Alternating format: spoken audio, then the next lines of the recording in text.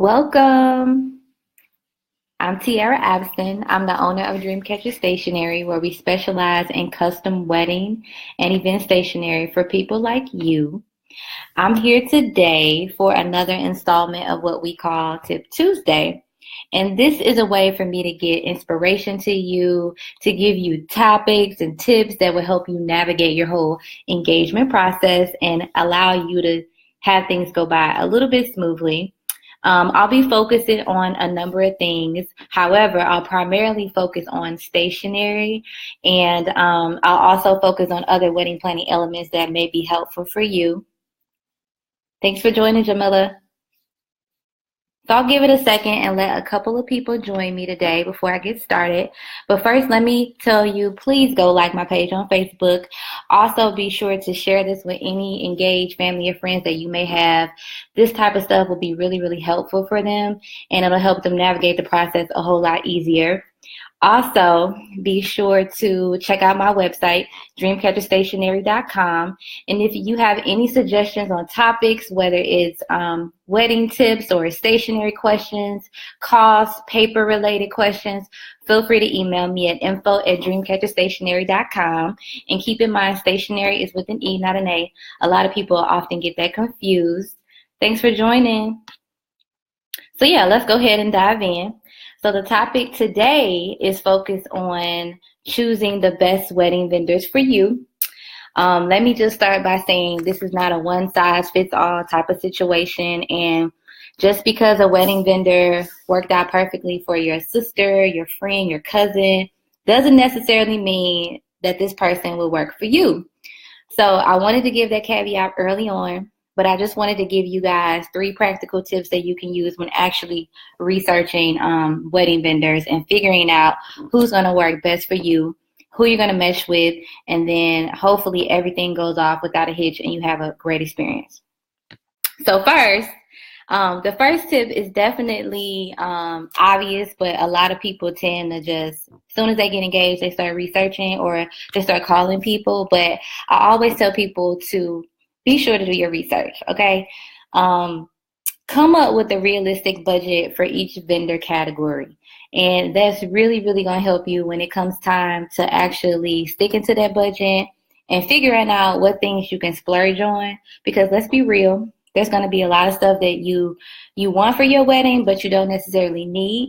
But if you find out you have a little bit of extra money in the end, you can afford those things, right? So I always tell people to do the research.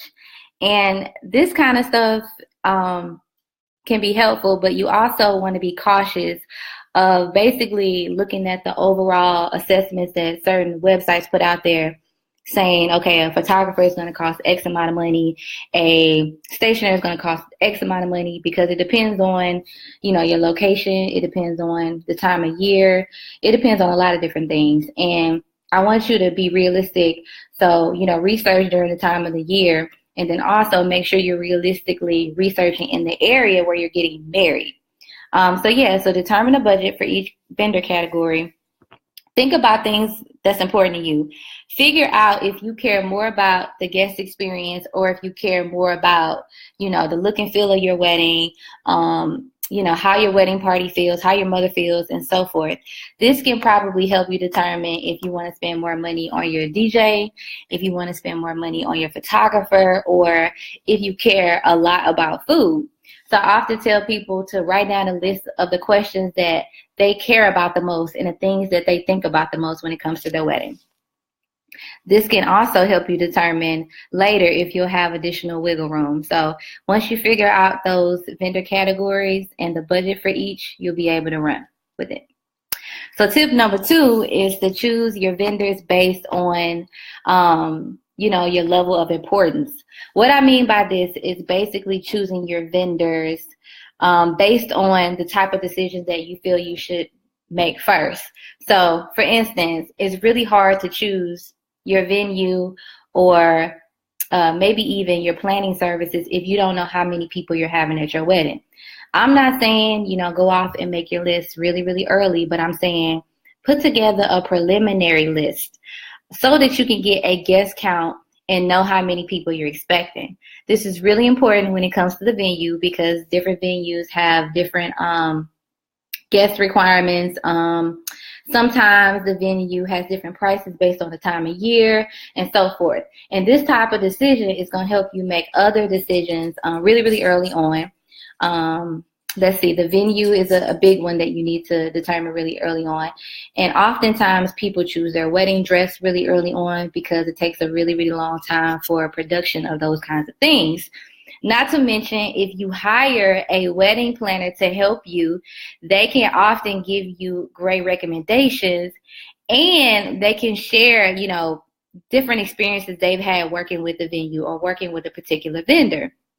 So tip number 2, as I mentioned before, choose your vendor based off of level of importance or order of importance to you.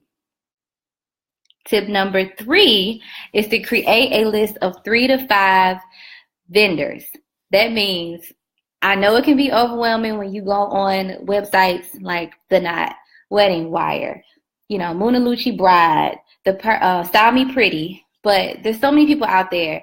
I know it's hard to narrow it down, but once you have a budget figured out and you have those things that you care about figured out, it should be pretty easy to come up with your top fave people, right?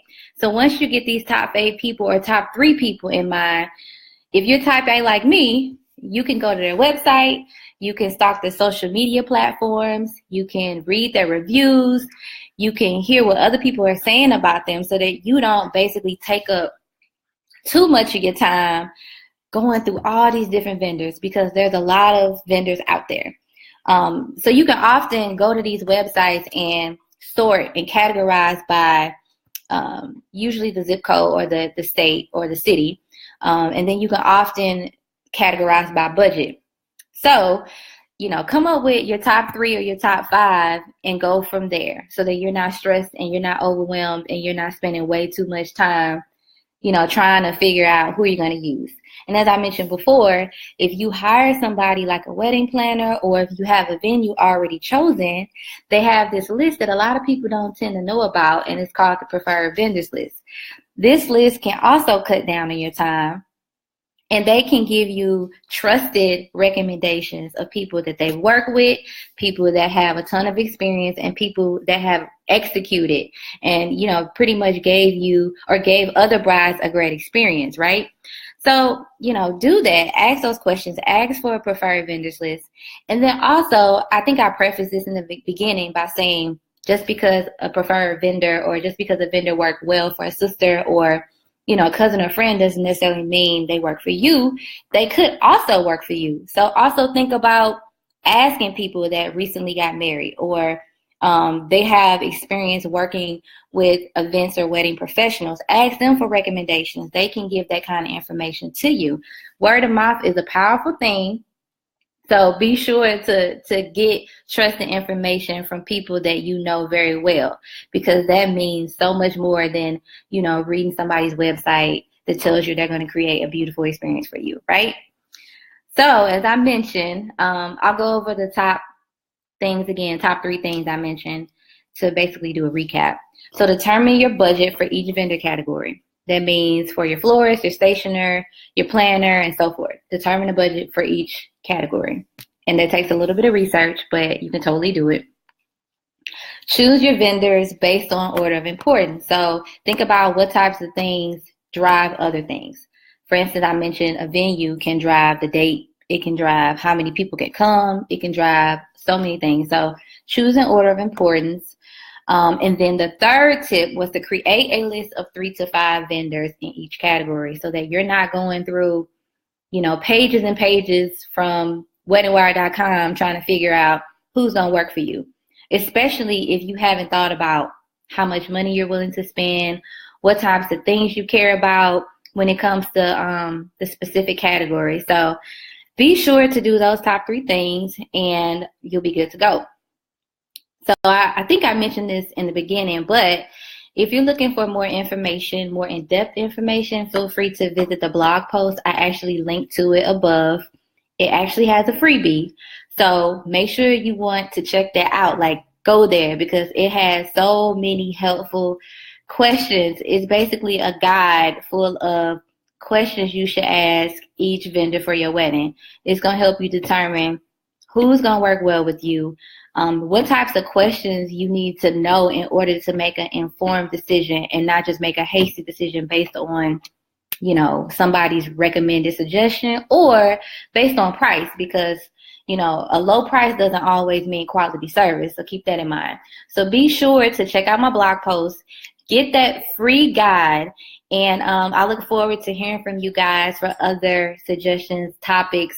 If you want to work with me, email me at info@dreamcatcherstationery.com, and make sure you tune in to the next Tip Tuesday, which will probably be either right before Christmas or right after Christmas, depending on how busy I am. And please, please, please share this with your friends and family that are engaged and spread the word about Dreamcatcher Stationery. I hope you guys will join me again. Thanks. Bye.